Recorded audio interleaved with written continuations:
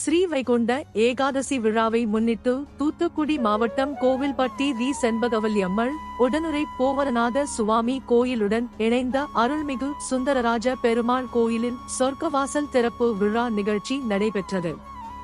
இதையொட்டி கோயில் நடை அதிகாலை 4:30 மணிக்கு திறக்கப்பட்டு திருப்பள்ளி மற்றும் திருவரந்தல் பூஜை நடைபெற்றது.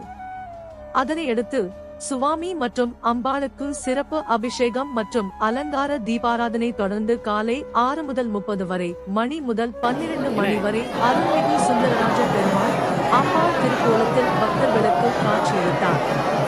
மாலை 6:30 வரை மணிக்கு சொர்க்கவாசல் திறக்கப்பட்டது. சொர்க்கவாசல் வழியாக சுவாமி நம்மாழ்வாருக்கு காட்சி கொடுத்தார்.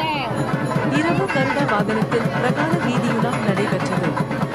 நிகழ்ச்சியில் முன்னாள் அமைச்சர் கோவில்பட்டி சட்டமன்ற உறுப்பினர் கடம்பூர் ராஜு அவரது துணைவியார் இந்திரா காந்தி கலந்து கொண்டு தரிசனம் செய்தார். சொர்க்க வாசல் திறப்பு விழாவில் மாநில பொதுக்குழு உறுப்பினர் ராமச்சந்திரன், முன்னாள் ஊராட்சி குழு தலைவி சத்யா, பஞ்சாயத்து துணைத் தலைவர் ரேவதி, ஓட்டப்பிடாரம் கிழக்கு ஒன்றிய செயலாளர் கோடு சாமி, அதிமுக நிர்வாகிகள் கோபி, முருகன், பழனிக்குமார் உள்பட திரளான பக்தர்கள் கலந்து கொண்டு சாமி தரிசனம் செய்தனர்.